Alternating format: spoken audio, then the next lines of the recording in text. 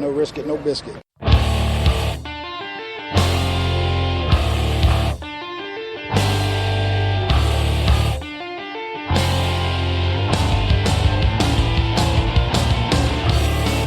Arizona Cardinals fans, do you see red?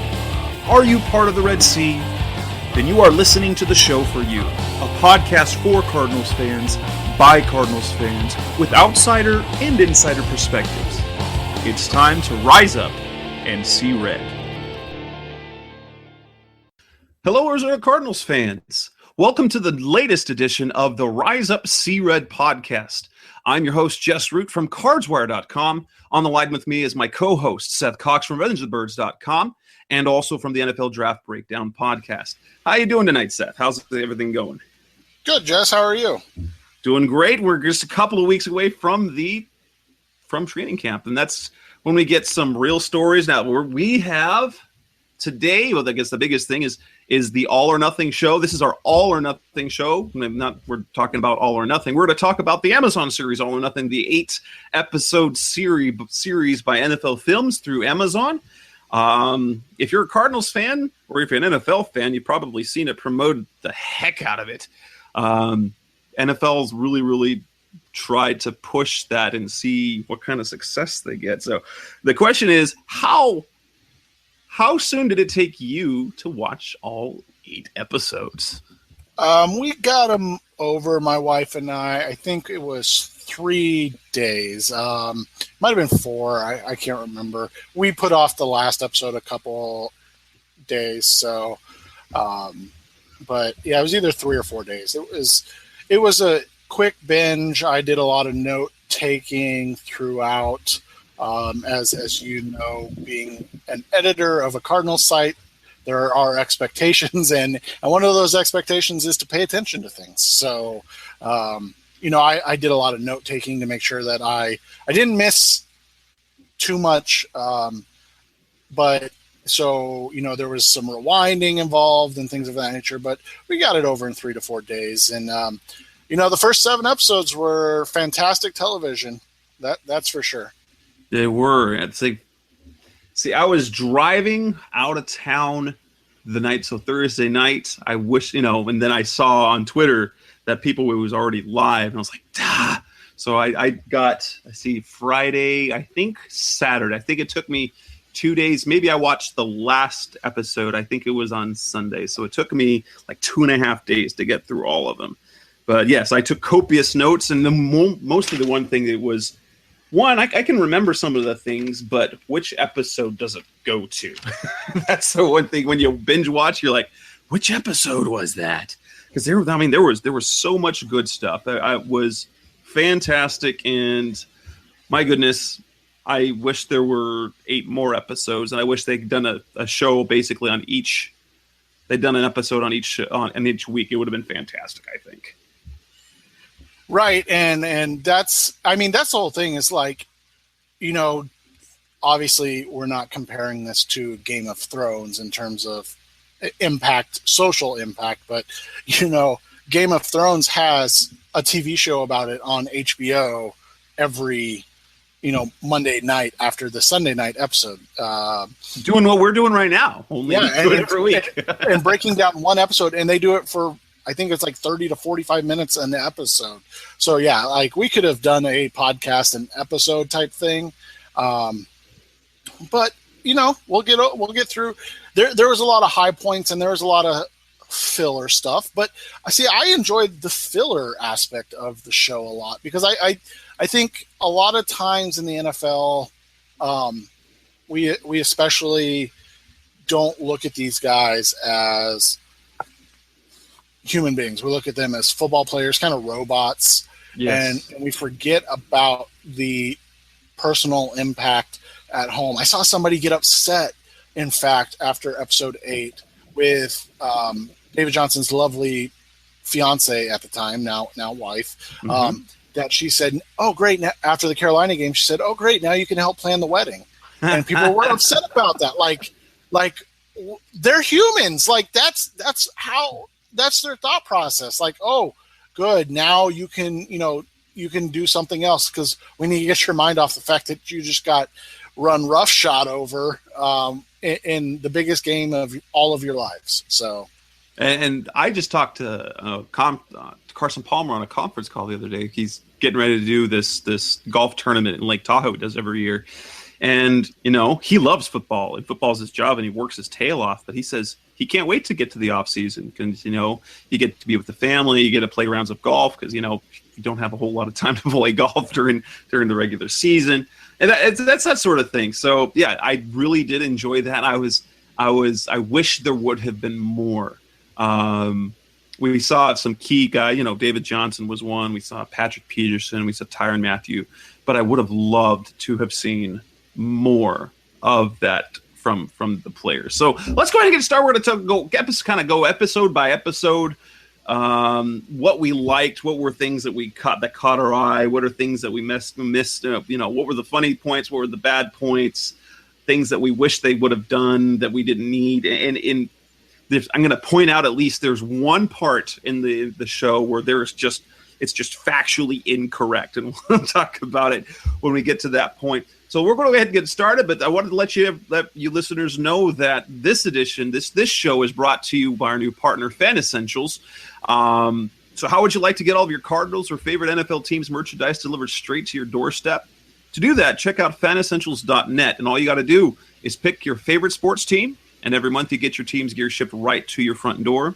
They find the gear so you don't have to, and each fan box comes packed with some amazing gear. And I'm actually waiting for mine this month. It makes a great gift idea to treat yourself or for any sports fans. Prices start at just $34.99. Visit fanessentials.net and use this promo code CRED for our listeners, Rise Up CRED listeners. So use the promo code CRED at checkout for 30% off your first month. And visit fanessentials.net to get all the essentials you need. And we've actually got a real special offer for one lucky listener of the show. A free month so basically you get a free fan box of gear. Here's how it works. What you got to do, tweet a picture of your best piece of Cardinals gear. Tweet it to the show account, Rise Up C-Red, or post it to our Facebook page, which you can also find, Rise Up C-Red. The best one will get a shout out on our next show and a free month of Fan Essentials gear. So do that. Test it out. Use the promo code, get 30% off, and that's fanessentials.net. So let's go ahead and get started with All or Nothing, and we're going to talk episode 1. Episode 1 had some good things, and really, is it kind of foreshadows one of the interesting things. Obviously, it starts with Bruce Arians going on an F-bomb tirade there at the beginning, talking about it's about putting a ring on your finger. Then it flashes back to Carson Palmer's ACL injury. That's one. It really throws in your face the type of guy Bruce Arians is in the locker room. And you told me this, and my son actually started watching it before I did, and he had turned on them. I'm like, no, you have to watch the edited version, son. And you said, doesn't matter. It's like, if there's kids in the room, don't let them watch it. And yet the language was horrific, but that's football.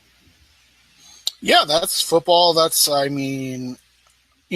talk about this on our draft show a lot, and we all have sources. We make fun of it and stuff like that, but we all have some sources and things of that nature. And a lot of it, people don't want to know how the sausage is made of the NFL in reality. Like, you as somebody that's covered the team at the facility, at the stadium, pre and post game, you've been up close and seen how things happen. But there are, I would say you get about a 10 to 15% access to the team, and the other, 85% is still behind closed doors that people just don't know what happens. And what I see, what we hear in the media, it's canned. You don't get the emotion. BA's in the locker room swearing at people, saying this and that.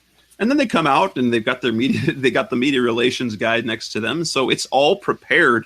They know what message they're sending. So, yeah, that's what was kind of cool about this is you see Bruce Arians as a character which is fun. And one of the interesting things is he kind of sets it off the back, and we didn't find out until episode 3 why it was, but he talks about, and we'll get to that when we talk about episode 3, but he makes a big deal about parking. And we'll find out more about that when we get to episode 3. Gripping, and this was leaked ahead of time. Draft day.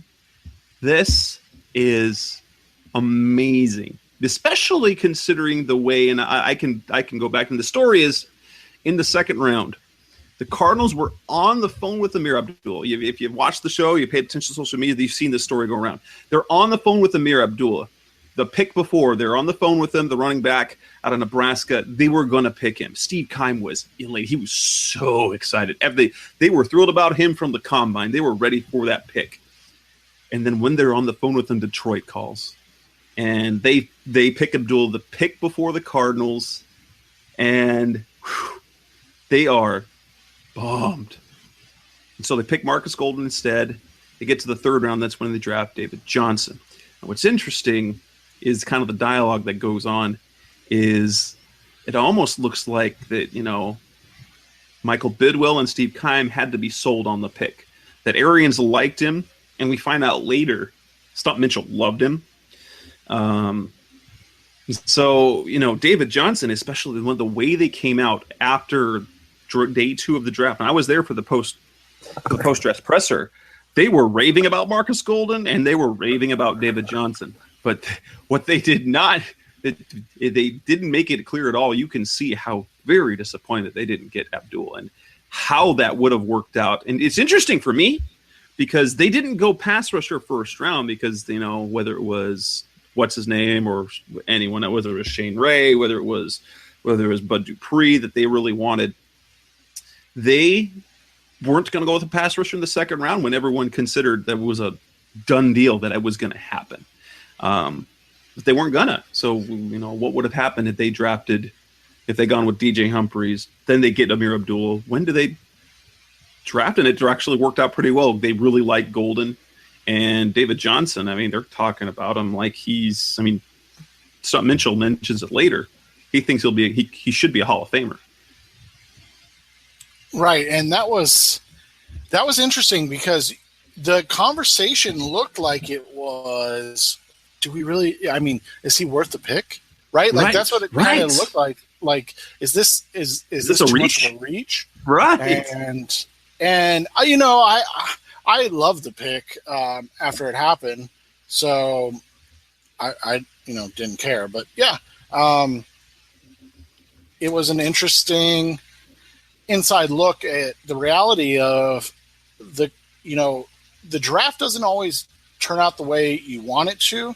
And sometimes that's a good thing. Sometimes you get saved from yourself if you're a football team. And so I think we saw that with the Arizona Cardinals because, I'm not sure if anybody takes Marcus Golden before the Cardinals' third round pick,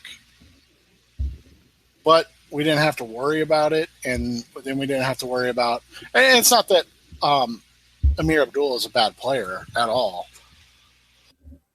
It's just that I think that David Johnson's going to be the better player in the long run, and the Cardinals were able to get that player. So that I thought was the way it should have gone down, and it worked out. And then it wasn't the guy that they originally wanted. That's the fun thing about this is, I had kind of pegged, based on what Bruce Arians had said before the draft, he was looking for a bigger back who's got speed.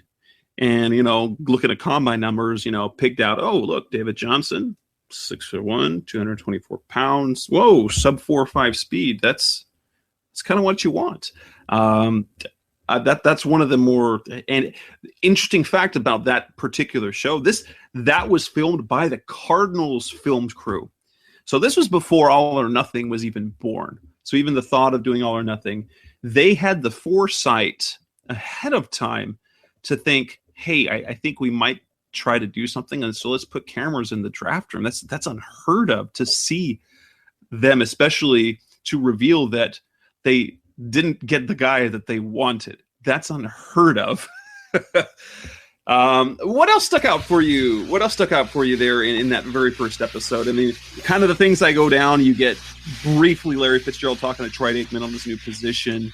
Palmer and his injury. You get the quarter. You get the introduction to the bucket game for the quarterbacks. There's a couple of funny moments. Michael Bidwell explains how his family got to purchase the Cardinals. What else? Oh, and there was a comment about David Johnson, and there was his engagement and that kind of story there. Chris Johnson, and then they have then you've got the Bears game. You got Fitz, and they show off the family days. So really, it was kind of episode 1 was different than kind of the rest for me because it was really introducing a bunch of things, and it wasn't as much about the Cardinals season as it was kind of introducing a lot of different characters. Yeah, and I liked seeing kind of Chris Johnson talking to Steve Keim's son. That was hilarious. Brady Keim, asking him, why do you have gold teeth? Yeah, why do you have gold teeth? I like that. Was it the first episode? Now, like you said, it's all kind of blending together. But was it the first episode where Arians talked about David Johnson and having him ready to be the workhorse by Thanksgiving? I think it was episode 1, and that's kind of interesting. Is that's kind of the thing they do about rookies. They want them to be able to contribute by Thanksgiving, but it's really kind of prescient in a way to say, I think he can be a bell cow by Thanksgiving. It was a week later, and he became the starter after that. It was December, and even that was when they had 2 guys in front of Johnson and Chris Johnson and Andre Ellington to start the year. They really and they intended on bringing him along very slowly. Yeah, and they were able to for the most part. I mean, I know he had some big moments over the first, what was it, about 8 games or such, but he really didn't. I mean, I'm going back and looking. I mean, we're talking no carries in the regular season opener. He got the 1 catch, 5 carries against the Bears, 7 carries in game 3. I can't remember off the top of my head who that was. The Rams. That was first San Francisco game. No, San Francisco, yeah. And then, I mean, we're talking until he had his first start on 12-6. I mean, carries-wise, we're talking 10, 20, 30, 35 carries. I mean, that's it. That's all he got. So, it was exactly kind of what they wanted and expected from him, and they were able to get it. So I thought that was pretty cool. Now, there were a couple of funny moments. In fact, episode 1, I think, for me, had the most funny moments of it. One was, for me, I pointed out, is the play that when David Johnson scored that touchdown in the season opener. He was given that basically that one play and that pass play in that crucial situation. Drew Stanton comes out to the field and tells Palmer, say, hey, remember to tell, Dave's going to be in the game. Remind Dave he needs to catch the ball, hold on to the ball and don't go out of bounds. And then Palmer turns and said, wait, who's Dave? Who? David Johnson, the rookie. Oh, okay. Well, and the funny thing is that's a little bit of like insight into the NBA. Like a guy like Carson Palmer, and this sounds elitist, but a guy like Carson Palmer doesn't have time to get to know David Johnson. Well, not yet. No. Through the preseason and into the first game. And so that's, that's why Drew knew of him, knew what to expect of him. But Carson's like, wait, who? Like, where's Andre? Where's Chris? What are we doing? So, but for me, episode 2, I thought was the funniest episode of the bunch. I really enjoyed episode 2 and kind of getting into everything that was the setting up kind of for the season. I felt like it got into the meat of it, and then you got to see the adversity that the Cardinals would go through. David Johnson fumbling early in that St. Louis game, and kind of how everything just kind of went against them in terms of what they wanted to do.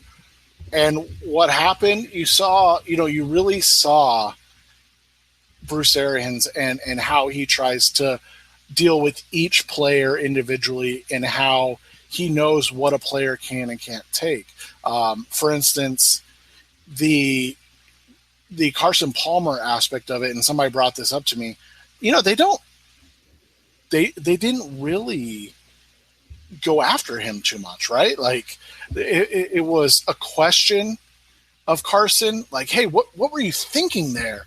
But that was the extent of it. It wasn't like, something like he did with other players where he would kind of ride them incessantly because, as we've talked about before, he understands his players and what they can take in terms of criticism. And, one thing that we have heard before about Carson Palmer is that he can kind of get down on himself. And so I think you see that with how Bruce Arians treats him as opposed to how he was treating other players in the same vein. And there's one thing, I know how Bruce deals with quarterbacks. When there's a bad throw, he wants an explanation as to why. And if his quarterback can do that, and it seems that Bruce can excuses throws that are an okay to throw that was just a badly thrown, it was misthrown, or a good play was made.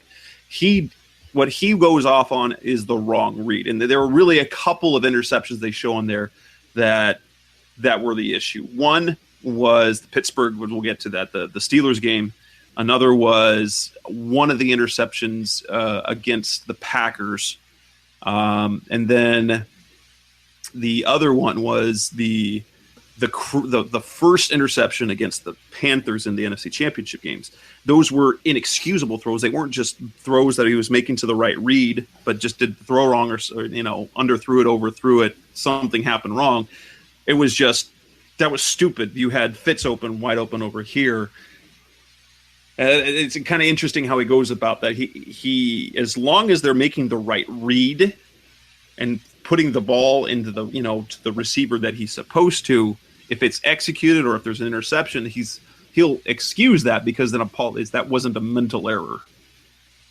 Right, and so we saw that on episode 2, and then we kind of went to off the field stuff, and I thought that was interesting. I thought it was very interesting, and it made the offseason moves, I should say, plural, by the Cardinals even more interesting in how tight they portrayed, and it seemed as though the defensive backs were. Gerard Powers, obviously, you have Tyrann Mathieu and Rashad Johnson and Patrick Peterson and kind of their relationship together and what they saw as what they see out there, their kind of brotherly aspect of it and how they make fun of each other and things of that nature. And I think we saw into that a little bit, and it made me kind of raise my eyebrows at the offseason moves, because all of a sudden the question is, all right, like, can this new group, can a Tyvon Branch, and then obviously the rookies, and we didn't see Justin Bethel as much in that grouping, but can those guys kind of develop the camaraderie? Because, as the season went along and as Tyrann went down and Gerard went down, we saw the breakdowns on the back end. And so now the question, to me was, okay, was that because of the lack of camaraderie, or was that just because of injuries and it was an issue in that nature? And, really kind of crack open the mind, because what did we hear all last year? And I even saw this. Gerard Powers was considered one of the big leaders on the field. Now, his first couple of years, he wasn't all that vocal, but starting last offseason, he became kind of a spokesperson for the defense. But we caught on camera him talking, I think it was to Nick Rapone, Ross, Yeah, Kevin Ross. He was Kevin talking Ross. to, and he tells Powers he needs to get the young guys to focus, and Powers was really, he didn't like the ideas. I'm not really the rah type. I don't like the big brother stuff. And Ross says, you like to win, right? Well, that's stuff you got to do. He's like, you don't have to be rah-rah. You just need to focus on, help them with their focus. Powers, who always could seem to be a vocal leader, maybe it was more on the on-field stuff, the smart things on the field, so he knows what's happening. But we get just a brief moment where he's like, that's not, he really didn't want to do that. He just wanted to play. And maybe that was in part, he probably felt like he was maybe a little bit being pushed out. Okay, you be this veteran leader. And he probably felt that a little bit as they were giving Justin Bethel a shot in the training camp. He understood, but as a proud player who's performed at a pretty high level, probably didn't sit real well with him because he felt he wanted to be the guy and still should be the guy. That said, it also shows the character as he was there throughout the season and how tight he was with that group. And then, they went to Detroit. Now, I didn't get a lot from that game itself. I don't know if you did. I mean, we saw how much fun they could have, obviously, in a win. We saw a little bit of the bucket contest before, and I called Drew Stanton's outfit, kind of pimp chic. I don't know how else to define that outfit. But I think, overall, the high point of that game is just how much that defense feeds off each other. And when things are going well, and this isn't a bad thing, they're a great front running team, and they are. And it just came in an avalanche of points and plays and things of that nature. And I thought it was really fun to watch, and giving Corey Redding such a hard time for not being able to beat Matt Stafford for the touchdown and things of that nature. But then we went to Pittsburgh, or no, West Virginia, sorry, going towards the Pittsburgh game in the Greenbrier. And I thought that was super eye-opening. I thought it was, maybe one of the more important aspects of it, because you saw the veterans trying to explain the importance of focus and being focused. Then you saw, obviously, I think it was Okafor got hurt in that game against Detroit. And so they brought in. That's when they brought Freeney in. Bring Dwight Freeney in, and somebody makes a comment from the couch to the first team pass rush unit, and they kind of chuckle at each other. But you could see that the strain or the stress of this situation on the Cardinals brass as well. Like, man, this guy's going to be our number one pass rusher, and we literally going into a week 5 matchup. And we literally just picked him up off the street. The crack it open again. They're in practice, his first practice there, and you get a catch. It's fun. It's one of the funnier moments when DJ Humphries walks up to Dwight and tells him, I did a project middle school about you. And he's like, what are you doing? Trying to make feel old. But then you catch the coaches like, DJ, get out of here. And the maturity thing that you heard them talking about, that's the type of thing is what it is. It's like in the middle of practice, he was breaking off a little bit mentally and, walking up to this legend, pass rushing legend, like, hey, I did a project on you in middle school. that was a funny moment, but you kind of got the coaches were like, what are you doing over here, DJ? Yeah, this isn't the time, man. Talk about this later. But you could see, and Arians knew what was going on that week. He knew that the focus wasn't there, and you saw it in his reaction to the practices. He was just not happy, and I think part of it was that he wanted to beat Pittsburgh. He wanted, no matter how much he tried to play it off on the show, he wanted to beat Pittsburgh. It was important to him to beat Pittsburgh. And I think he over-focused that week while the team under-focused, and then they played tight because they knew how much it meant to the coach, because they saw that he wasn't Bruce Arians. He wasn't having fun, and I think the team kind of fed off of that, and it tightened them up a little bit. At the same time, with how things ended in Pittsburgh, when on the on-field stuff, you were able to see just how much. Now, fans were trying to run BA out of town, and I know people. One of the guys I work with, they're the wire sites. He runs. He's a Steelers fan, and anytime anyone talks about Bruce Arians, he just gets his feathers ruffled and about.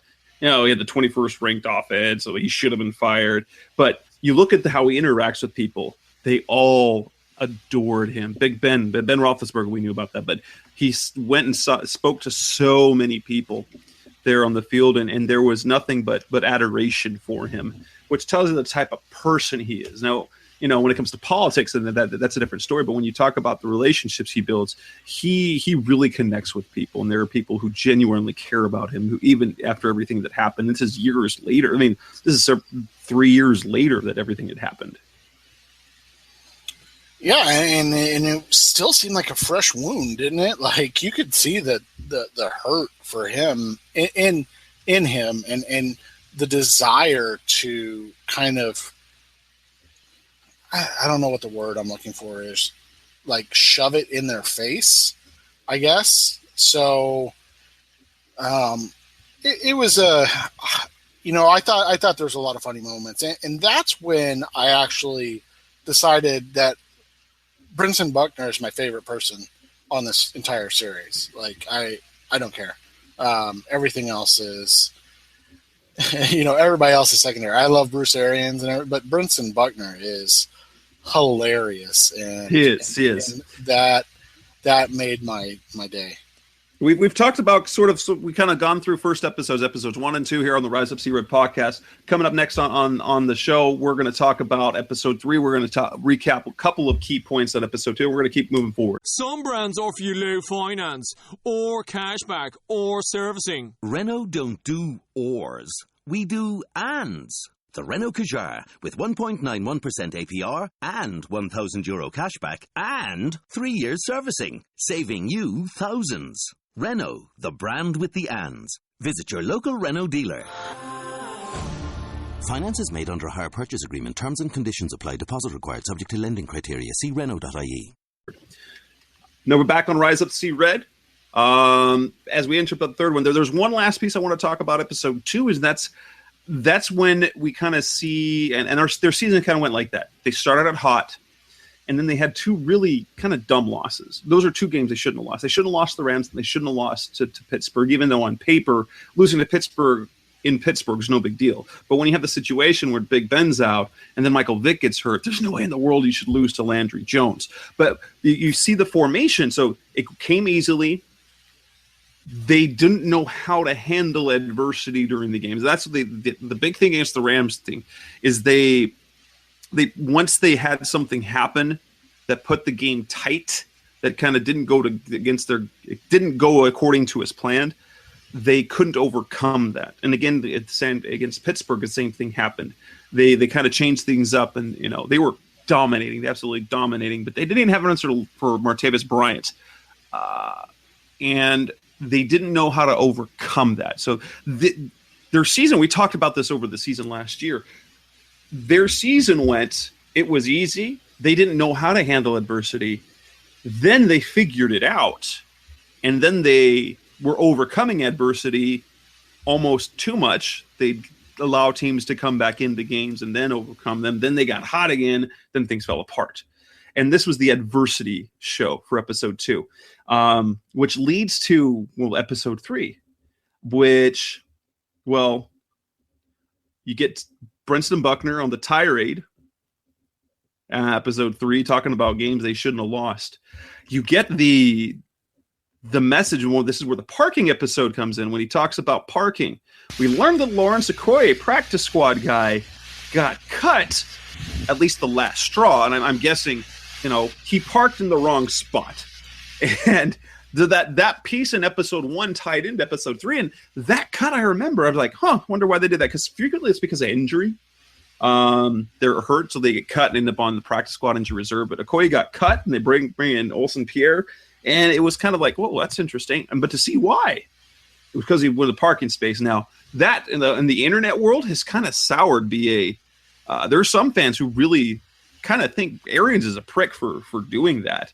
He was just feeding his ego. How I read into that, there were another things. Like, it wasn't just one time he parked there. One, he was late to a meeting. And then 2, he was running late, so he parked in a spot where he shouldn't. I don't think he was parking in BA spot, like he talked about at the very beginning of the show. He was parking either in a handicap spot or he was parking in a season ticket holder spot. But it sounded like, at least reading between the lines, that it wasn't the first time, plus the comment he's had about, the sort of this entitlement, being Olympian type of thing. So there were obviously other things, but to play out, that's a storyline that some people loved and some people really don't like Arians because of it. And I thought it was just a simple refocus of the team. Like, hey guys, we can't even park in the right spot. Let's get our, crap together. And obviously if this was Bruce Arians, it wasn't crap, but let's get our crap together. And, we can't have these mental errors. And that's what he thought it was. At least to me, he thought it was a mental error that he was just being lazy and he mentally checked out. And I thought that was, one, it's a practice squad player, but 2, I thought it was a lesson that needed to be served. Like, hey, let's get our focus back, because this is for real. And we're introduced to, this is where we kind of get the character part of Tyrann Mathieu when he goes back to draft day, talking about his second chance. Some of that we already knew. We'd seen the footage from draft day of how he reacted to getting drafted by the Cardinals. What we didn't see was the phone call that he had with Michael Bidwill just before the pick, where they made it very clear up front before they drafted him. There were 2 things that had to happen. One, that his signing bonus was going to be a roster bonus. It was going to be paid in installments. And 2, that he was going to have to be drug tested a lot. And Mathieu was like, yeah, thank you for this opportunity. He had no problem with it. But it was interesting to see, because we knew that came out later with the contract. But the Cardinals made it very clear up front. That's how that was going to go. Yeah, and I thought that was good to see. I thought the other interesting part of this episode focused on Arians and what he expects of his coaches. And kind of the quote, I tell my coaches, you miss recital, piano, dance, whatever, football game, basketball game, I'll fire you. And that's something that we see Arians talk about a lot, about how, football is just what you do, but your family is what you are, and how much he puts the family first. Because, we hear the jokes about coaches leaving at, not leaving until 3 a.m. and then being back at 6 a.m. And who was it? I think it was John Gruden was in it. Would sleep in his office. And stuff. And so I find that amazing, because I think Arians struggle to become a head coach. Gave him kind of a vision and ability to see things that others are not able to see, because they're so worried about what's going to happen to them if they fail. Where Arians like, this is my one and only shot. I don't care. Like, I'm going to do things completely 110% my way. And what's good about this is this mentality. It's also showing great trust in his coaches. It's like, you guys put the work in you need to, but don't neglect the families. Like, you're going to go do this, but I know that you're going to put all the prep work in so that we're not deficient in anything. And so the hours that he has in it, and that's the attitude that trickles down to talk about the stretching whole thing. You know why he doesn't have them stretch as team stretching? Because he expects his players to be ready when practice starts, instead of losing time, since the NFL rules limit you to a certain amount of time, so they can hit as soon as that horn hits, as soon as that horn blows, they're doing reps instead of stretching together. So it's the same type of thing as say, hey, we're going to practice. We're going to do really hard work on our own, and I'm going to give you this time, but I expect you to be prepared. Exactly, and that's what's important. And he, like you said, he allows his coaches, and I think that's another thing that you see because of his time and how long it took him to get to where he wanted to be, is that he understands that let your coaches coach and you do everything else. Like, you handle the game planning and things of that nature. He focuses so much on the offense, and we saw, spoiler alert, but we saw in episode 7 when he got involved, on the Hail Mary, go get him, like that didn't work. And, like it didn't work all game, and you're still doing it. So, it's one of those things. And it was, I liked episode 3 because I thought it, again, the beauty of this show isn't just the behind-the-scenes football aspect. It's the behind-the-scene family aspect. And, we see a lot of that in episode 3 and the importance of family. The end of episode 3 is kind of the highlight of the season when we get to the Seattle game. This is really when everything comes together. They figured it out against the Browns. They got down early, and then they turned it on. They realized, hey, we can't do this anymore. Boom. They flip the switch. They dominate the rest of the game. And then that continues to roll. That Seattle game was the kind of the turning point of the year to kind of determine what type of team the Cardinals were. They built a big lead. Seattle got back in it, so they had adversity, and they overcame it and then stomped on their throats. That we get the introspective into Mike Upati and his, It seemed a little bit, that part didn't in particular when Mike Upati went down with the injury during the game. It seemed to me a little bit out of place, but it was an interesting thing to see the perspective of the family and seeing how he got hurt, especially since she wasn't there in Seattle.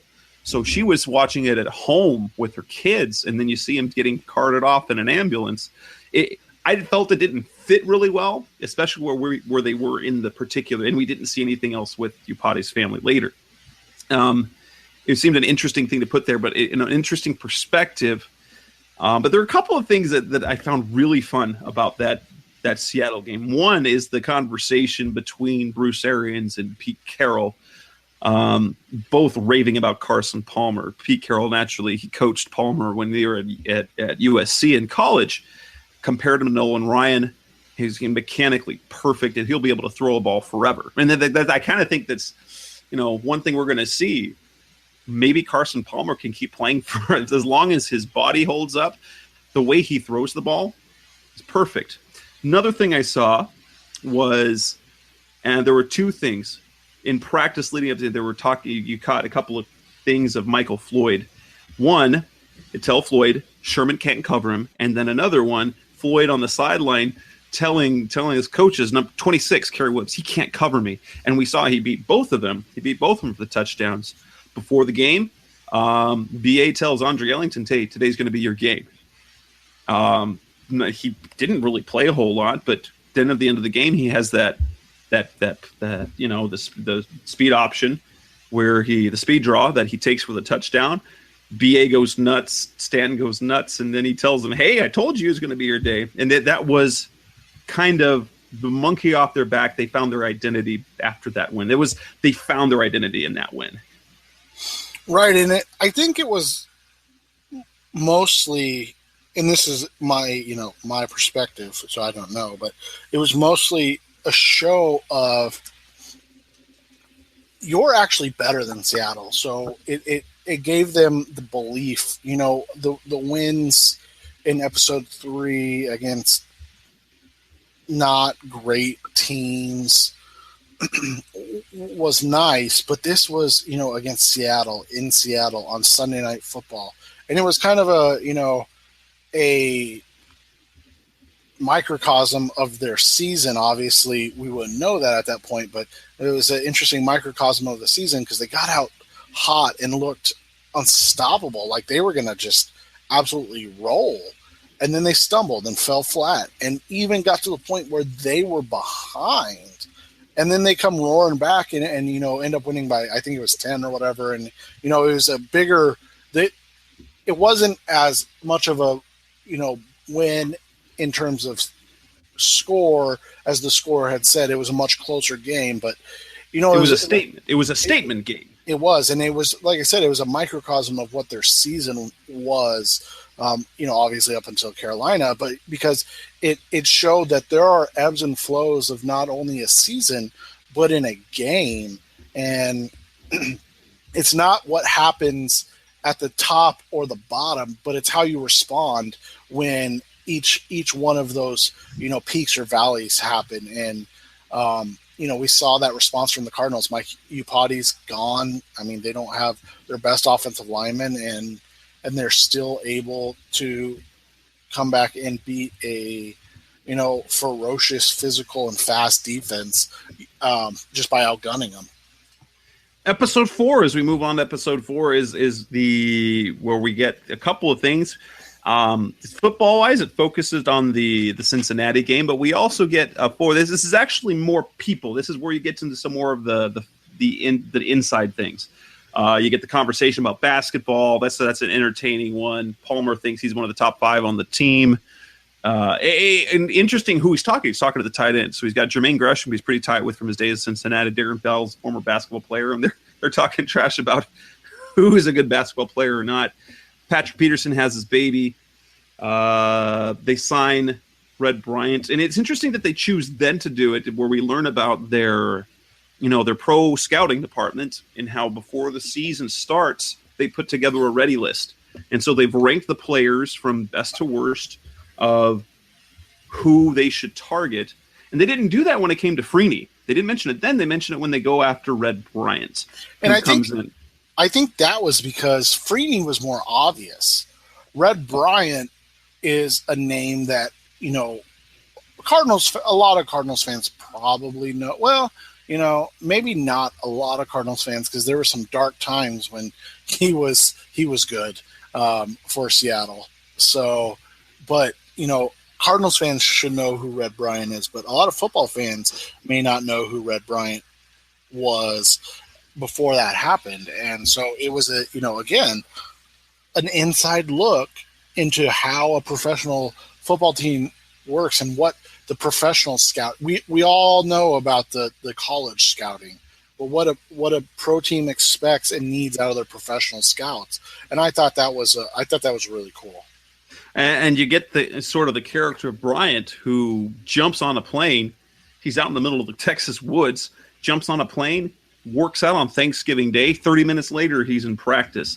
And then the comments, he tells that we hear from Steve Keim. He says, I don't need the money. I want to play because it's the Cardinals. He had the respect of the organization.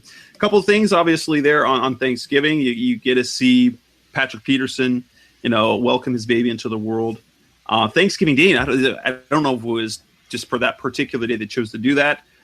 You catch Steve Keim walking up to 3 of the senior assistant coaches. He walks up to Tom Moore, walks up to Larry Zierlein, and what is it, Al Sanders? Yeah. And tells them, there's extensions on your desk, and it's those 3 in particular, because they're 3. It's not Tom Pratt still, but 3 of their old guy coaches, just to kind of express, hey, thank you for what you're doing. Then after the Cincinnati game, then we get another tirade about, mistakes, and Arians sends the message. Okay, let's show you these clips. Look at this team. They were winning. They lost because they effed up. This game. It's not about making plays. It's about who doesn't boop it up. Don't be the guy to boop it up. And then he points out to Ted Larson. Ted is lucky that clock there wasn't a 10-second rundown. He wouldn't be here right now. We wouldn't have a right guard. By the way, that exchange and then the result, did that not just tell you how much they were just done with Jonathan Cooper right there? Like, they were done. Like Jonathan Cooper had zero chance of getting back into the lineup after that, because if ever there was a time, right? Like you almost lost us one of the biggest games of the year. But we're gonna roll with you.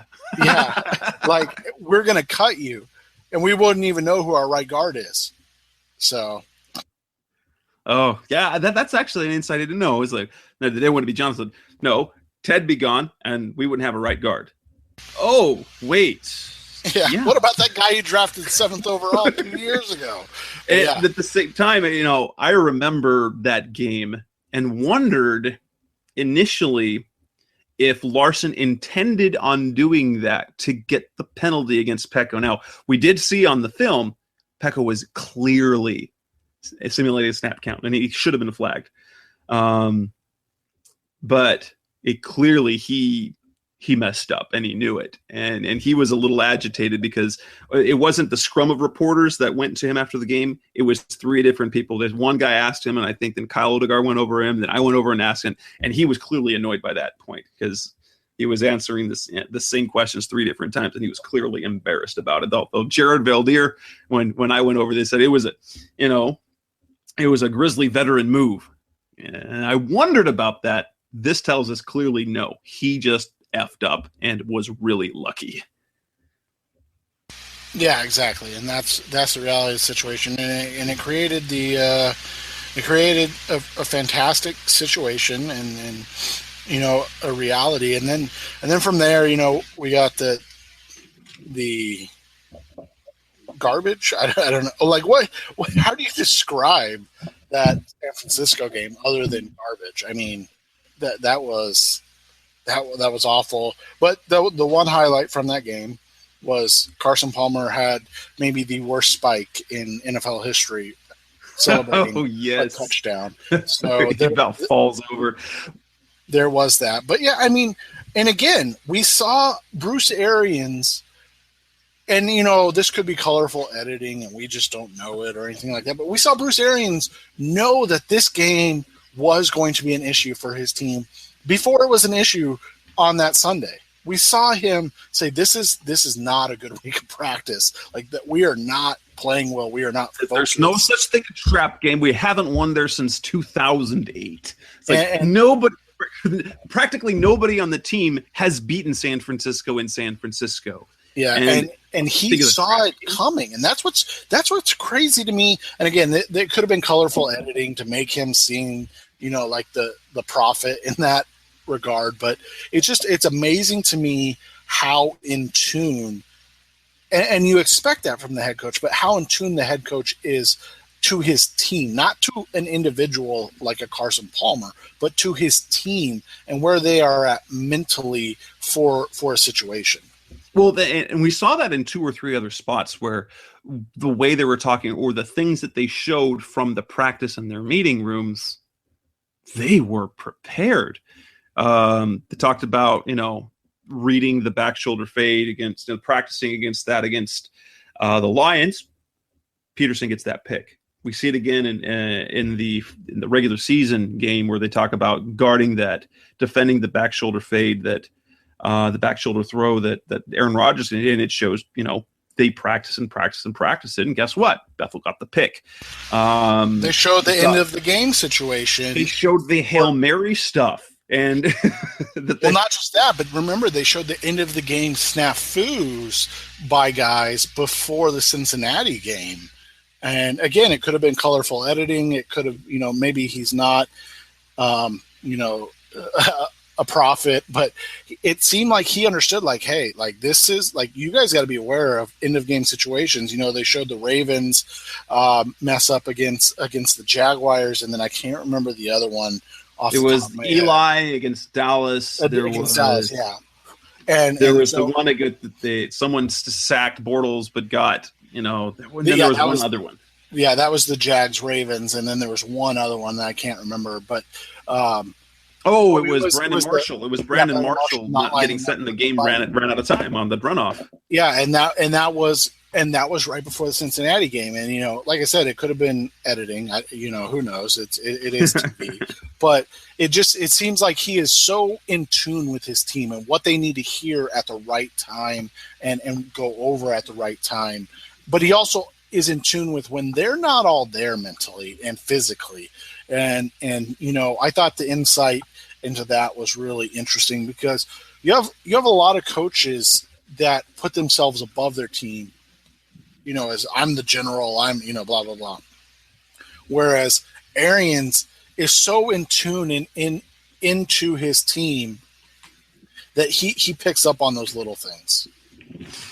And, there were a couple of things as well I saw in terms of leadership. We got to see Frosty Rucker as a leader when he absolutely lays into Kevin Minter on a blown assignment against the Bengals. Then Patrick, this one was publicized during the season after the San Francisco game where they played really badly. I mean, they just played really flat. Patrick Peterson steps in and we say, we'll see on Wednesday. He said, no, whoa, wait. Defense tomorrow, 11 o'clock, going over film. So we really, for me, that was the sort of the finishing piece of Peterson sort of developing into a polished leader for that. That takes us through episode 4 and the finals. Let's see if we can get the last 4 episodes in the final stretch. So coming up next on the Rise Up Sea Red podcast, we'll talk the last few things and, of course, some of the ins and outs and some of the outtakes or some interesting things that we saw from there. Talk episode 5. Now we're back on Rise Up Sea Red episode 5, and it is the short week. And this is the when they decide to put Chris Johnson on injured reserve. Then you've got the Rams game, which meant a lot to Michael Bidwill. It was his birthday, and it ends up being the final game for the Cardinals to ever play in St. Louis, where they once played before. Meaningful since he grew up in Missouri. He went to school in St. Louis. Kind of an interesting thing, Larry Fitzgerald dunked Michael Bidwill. I think he's the only one on that team who could have gotten away with that. Yeah, probably. And you saw the beginning of the emergence of David Johnson and what he would mean to that offense overall. And I thought that was interesting to watch and fun to watch as it kind of unfolded, because I think there's 2 parts to it. I think that we overdid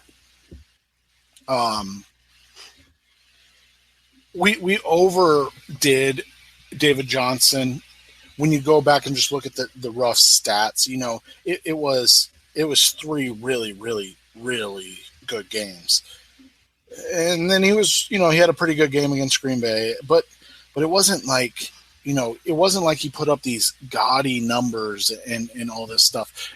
But he made game-changing plays is what happened. Exactly. It was opportunistic plays at the right time that made, turn the tide of games, whether it's game 1 or game 2, or I think it was the first Green Bay game too, as well, with that play in Philadelphia. And so you saw a lot of that, but a lot of his effort was total yards, total touchdowns type of thing. Obviously, until we get to those later weeks where he really, all of a sudden, he came on really strong and he showed what he could do.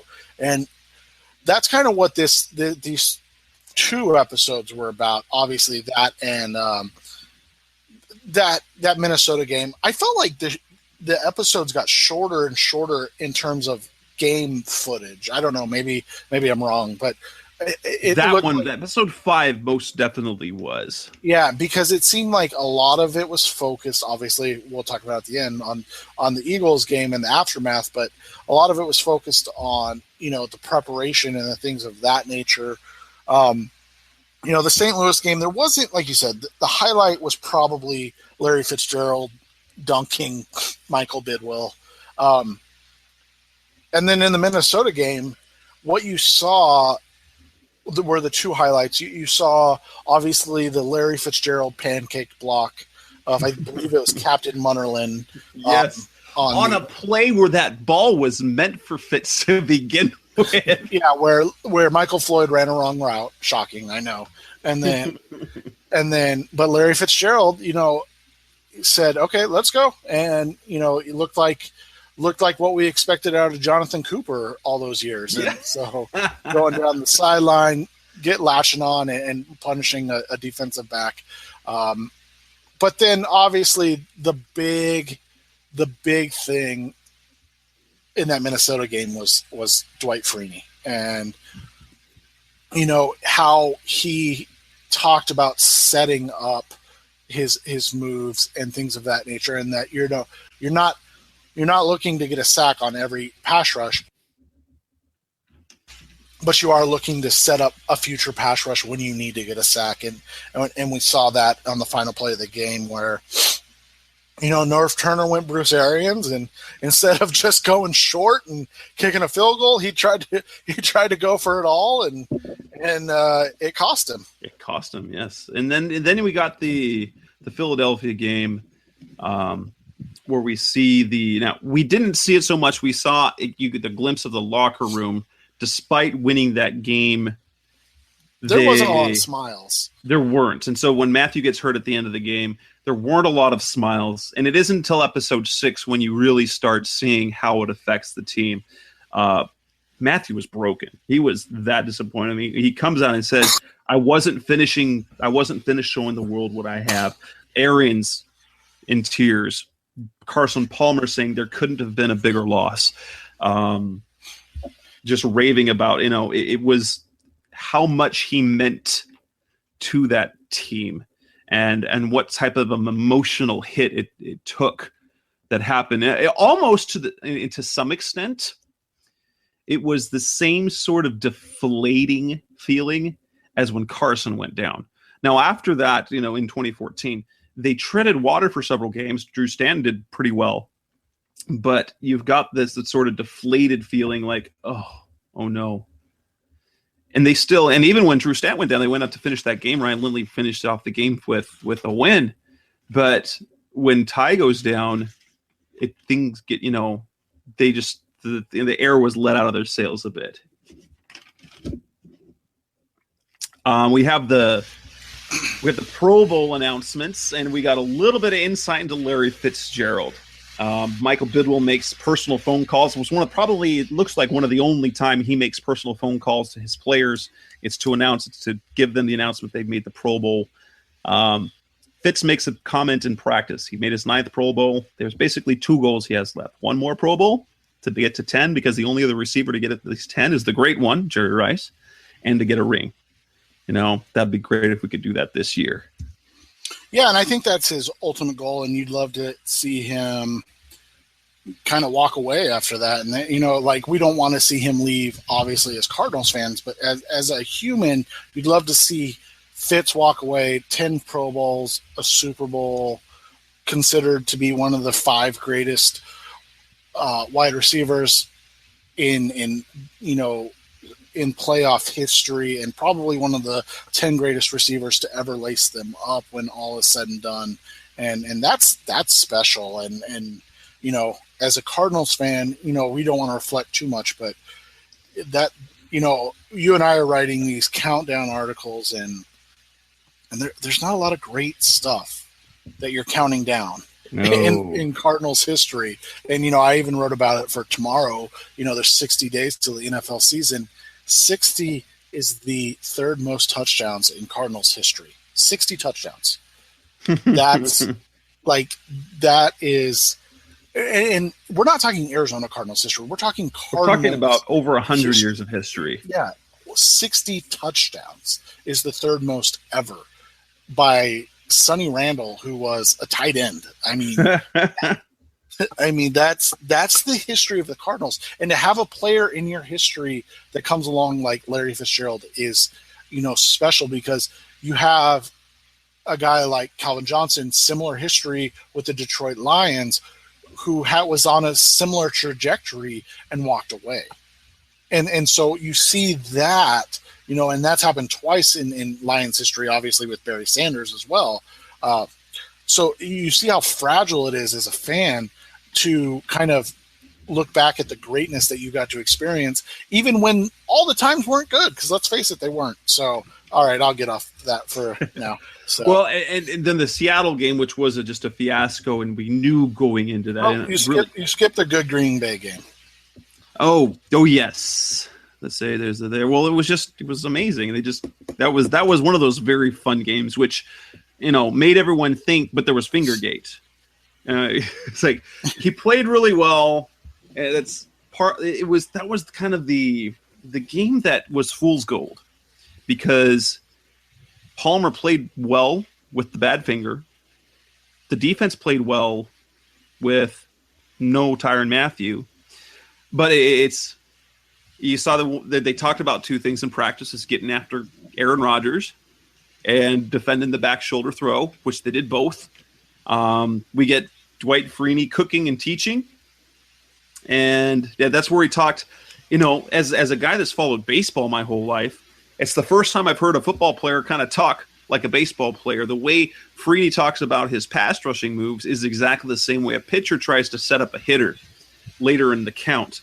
So he won't, he's not going to his spin move every single time. Now, the reason Freeney can do that is because he's still got speed. So he can still try to push the speed move onto the outside. And once he's beaten him once or twice, or almost beaten once or twice, then he can stick his foot in the ground and make that spin move. And it becomes a thinking man's game, which he's got to do as an old guy, and they're teaching those younger guys to do that. They make the plays, like he says, what is it saying? They make it's so to make the plays before the plays happen, is what he says. Yep. And from there, like you said, you go on to the Seattle game, and that was, you could tell from Arians on down, like Betcher they upset during practice. They tried to make that game important, and they could not get the players to buy in. And if we're being honest, that was the game that should have opened everybody's eyes to, okay, like this team mentally isn't there yet. Like they are not ready yet, because that's the difference between a team like Seattle going into the playoffs in 2013 and 2014 that went to the Super Bowl, and the Arizona Cardinals, who have none of those players have ever been there. Like none of these players have ever won 13 games. Like nobody on that team has ever been sitting at 13-2. So they've never experienced that. And Bruce Arians has, and he's telling them, like, guys, you can't just roll into this game and not worry about it, because it doesn't mean anything in the seeding aspect. You have to take this as, we have to win this game, and you can see that it just didn't get through to them. And that's one of those things that it's hard for fans to understand, but it's one of those growing pains that players had to go through, that mentally they were not prepared for the playoffs and what the difference of the playoffs was going to be. And we saw it in Seattle. We obviously saw it in Green Bay, and the Cardinals' talent just won out. And then obviously the last game. Yeah, well, and leading into episode 7, one of the things they showed once they got to the postseason, it was a conversation between Tony Jefferson and Rashad Johnson in practice, talking about the bright lights and how it's going to be. Tony Jefferson says, I might be shook on the first play with the lights, and that, if they make it to the Super Bowl. So they're already talking, what if we make the Super Bowl? What if they make the Super Bowl? Now, that's a very human thing to do. But it also, like I said, it shows the inexperience and the fact that they weren't quite ready for that moment. And that's not a knock on them at all. That's just the reality. When you have, 2 players, 3, I guess Mike Upati's been there too. 3 players. Corey Redding was there, but it's been, a decade. Like when you're talking about 3 players that have been to that pinnacle before, it's hard to get the young guys to understand what you're going into. And we get to, this is an interesting thing that I saw there, was we get a look at Harold Goodwin. He gets the interview with Tampa Bay after Lovie Smith is fired, and you kind of get the Bruce Arians even when he was an assistant, kind of had his eye on developing coaches. He had, I haven't noticed this with other guys, but with other coaches before, but Arians is actively grooming his coaches for promotions. When he was with Arians as his O-line coach when he was offensive coordinator at Pittsburgh.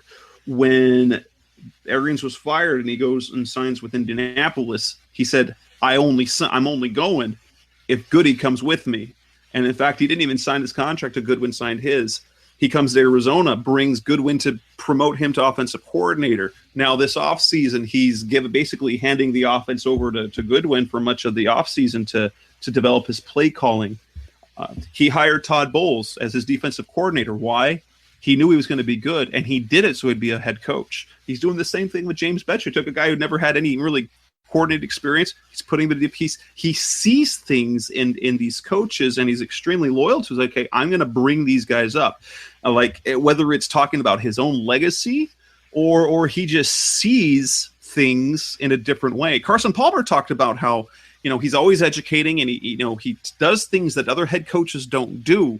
And offensively, I think it's because he's always been a coordinator, so he sees offense in a different way than everyone else. So he's able to talk about concepts and different things with the defenders. And if the defender does this, you've got this option. He's just a brilliant offensive mind, but I think he also sees the future and the potential in certain candidates. And you notice who these are. These are minority candidates, in particular Todd Bowles and Harold Goodwin, guys that he's promoting. And I think Brenston Buckner is kind of next on that list as well.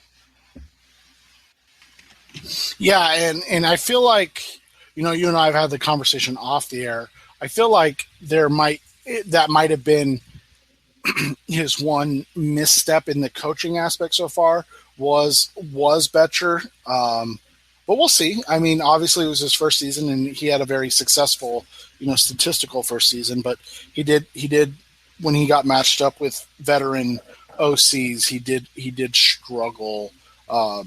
And we saw that, and so he was outdone by Haley, he was outdone by Norv Turner, and he looked, at least on the sideline, there were a couple of things, he looked overwhelmed on the sideline against Carolina, at least in this brief moment that we saw on the sideline against Carolina, and I felt like against Green Bay and Seattle in those last games. Like, I felt like he looked like what he was telling the players wasn't what was happening, and that'll be the one thing that's kind of interesting to watch moving forward outside of the turnover on the defensive backfield, because like I said, that camaraderie is tough to build on and to grow, and you saw what they had there, and it was it was special. But Steve Keim isn't in the business of keeping friends together, so right.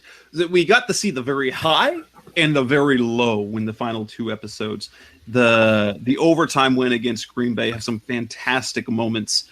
Calais Campbell talking when he sees the play, what Larry did. He said, "No, that's the 2009 Larry. Only Frosty worker." He says, "No, it's the 2016. I gotta have it, Fitz." You've got Christine Arians, and they're like, "Hold on to the ball, Fitz. Hold on to the ball," as he's running down the field. But you see in the locker room, Fitz goes to the ground. He is so just overjoyed. You see Carson emotional for getting the monkey off his back, just elated for getting that first win. We're getting this, and then the very end, you can see Fitz is seeing his mortality as an athlete and the window closing, because you see just overcome with emotions of happiness after the Green Bay game. And then, spoiler alert, he looked absolutely broken after the Carolina game. Yeah, and it's not even broken. He looks like this was my chance. This was my chance, and I lost it. What can I do more? Like, what more do I have to give? And my response to that would be, I don't think there's anything that he has to give more. I think there's others that needed to step up, and they just had bad games, and it was unfortunate that they had a bad game in that game. I guess it would have been better to have it in that game than the Super Bowl, but then of course it wouldn't be bad to get to a Super Bowl. So I mean, it's 6-1, half a dozen the other, but it was yes. it's just an interesting end to an unfortunate ride, because like you said, you saw the raw emotion of the Cardinals on that win over Green Bay. And I thought that was what was special about this entire series, is that, you got to see things that you wouldn't normally see. And that's what we saw after that Green Bay game, and just what it meant to Larry Fitzgerald to put the team on his back again and be successful. Oh, and then the terrible game, the Carolina game. It's, once again, you kind of saw the focus of the week. Stop Cam Newton. You got to tackle, got to block. And, as the game occurred, I texted you this thing. There was something you could notice that wasn't talked about. What was the absolute focus in the national media? It was Carson Palmer's 6 turnovers, his 4 interceptions. He went the full Jake Delhomme. You don't do the full Jake Delhomme. You can't do that. But what was the focus of the show? It was the failure on defense. Kind of giving a little bit of credence to Lamar, a little bit, that, it wasn't Carson Palmer's fault. They don't put it on the shoulders. It was the defense played really, really poorly. And it looked like the whole game, for about the first half and the beginning of the second half, everyone was just waiting for something to happen. They're waiting for something to happen, and it never did. Calais Campbell on the side, come on, we just need one play to spark it. James Betcher, this is the overwhelmed part, and they're down by a lot, and you hear him on the audio saying, "I'm trying to find what will calm us down," and then he swears, because he can't do it, he can't figure out what he's got to do or what something game plan. And I think we talked about it long ago. They underestimated those receivers. They game planned, and I think Betcher maybe outsmarted himself. And kind of go back to the Tim Tebow game when they beat the Steelers. The reason the Steelers lost to Tim Tebow is because they said, "All right, this guy can't throw a football down the field," and he beat them on a couple of big throws. They focused on stopping the running game and Cam Newton so much and said, "There's no way that those guys can beat us." And then the secondary took them for granted because the secondary played so poorly. Rashad Johnson on that big play to Philly Brown on that 86-yard touchdown. My legs just died on me. And I wondered if that play right there basically ended his Cardinals tenure. Yeah. Yeah, and that was, that was the unfortunate reality, is that it came back to you saw snippets of why everybody was let go, whether it be Rashad Johnson, whether it be Gerard Powers. You saw why they were looking to upgrade on the offensive line. I mean, all of that was shown throughout the series, and it all kind of came to a head right at the end, at the worst possible part and in the worst possible time. And that's just, that unfortunately that happens to teams, and to the Cardinals. It just happened to happen in the biggest game of their, a lot of these guys' lives. And, then it points to, there's a couple of things after that. And in particular, you see the running back room with Stump Mitchell. He tells Chris Johnson, "We want you back. The team's going to be in contact with your agents." And then he tells him, "I think if you don't go down, I think if you don't get hurt, we win it all." That seems kind of simplistic. But I think having Chris Johnson and a David Johnson, perhaps it creates that steadiness. Then he turns to David Johnson in the end of things. He told him, Stump tells him, now whether this is true or not, and maybe this is why BA brought up Johnson's name in the third round when they were totally in on Abdullah. Stump Mitchell tells David Johnson, "You were the guy I wanted over everyone. I wanted you over Gurley." Interesting thing to say. Then he says, there's no way that you're going to, if you stay healthy, you're going to be in Canton. I've coached some really good running backs. I had to go back and look at who he's coached. Who's he coached? He's coached Sean Alexander, Ricky Waters, Clinton Portis. He's, some of the running backs who play at the highest level, and he's saying he's better than them. Because none of those guys are maybe Clinton Portis perhaps will be in the Hall of Fame conversation. I don't think he will be. But you're taking a guy who's coached some of the best backs in football when they were in their prime, and he's telling David Johnson, you stay healthy, you're Hall of Fame, and there's no way that you won't be. And then, Chris Johnson, we see him coming back. You see the heartbreak, but then Bruce Arians and Calais Campbell saying, we'll be back. And Calais says, yes, we will. And talking about the next step, it gives you hope, but you just see how, the saddest moment is the brief 3 seconds you see Larry Fitzgerald in his locker room, and he looks like he is just absolutely, to me, he looked broken. And, Patrick Peterson comes over and he won't even show his face. He's just complete sadness. The next day, he's got his hoodie on, dark glasses on in the meeting. And then they caught a glimpse of in the receiver room with Darryl Drake, and you can tell he's like, oh, we missed out. We missed out on this. Might have been our best chance.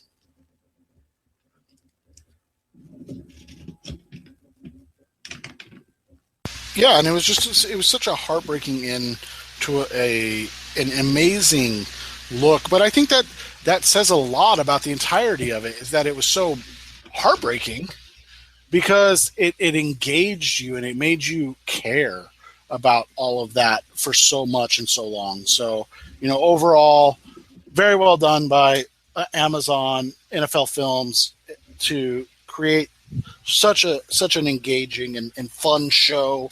And, it's unfortunate that the all or nothing was nothing for the Arizona Cardinals. And that was the message at the end. And now we've heard that NFL Films is looking forward to a season 2, whether that's going to be the Cardinals. I think it would be a perfect way to follow up this season is to follow the Cardinals again and see if they can kind of go through it. A couple of things that we learned after the fact: quarterbacks wouldn't let the cameras in the meeting room. I wish they'd have done that.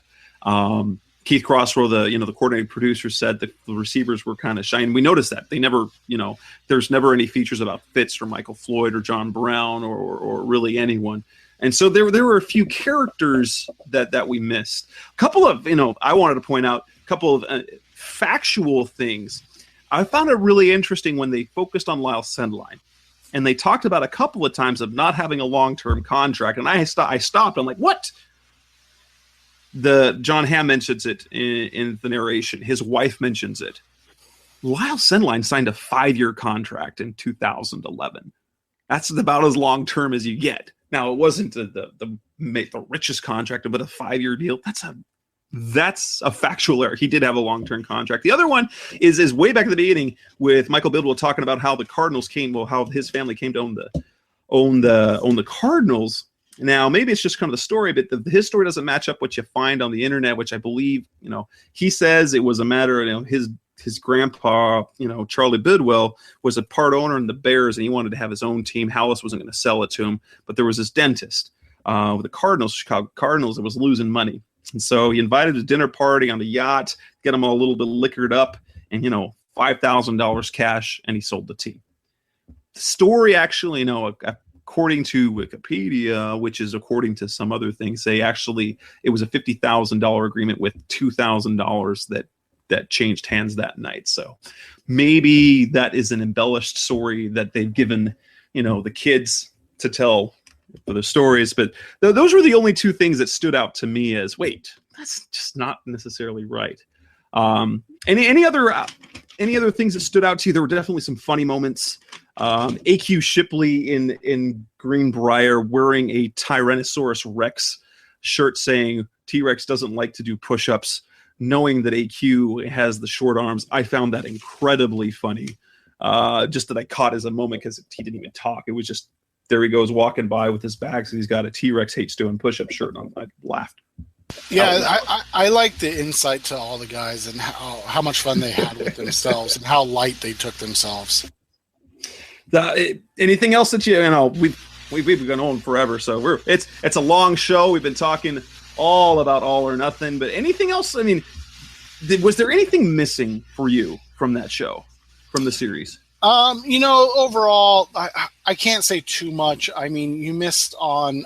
I would have liked to see more of preseason, but they said they didn't want to make it like Hard Knocks and cuts, and I would have liked to have seen more of the off-season, like decision-making type stuff. The insight into just that one, those two picks was fascinating. So I think getting a little more of that would have been great.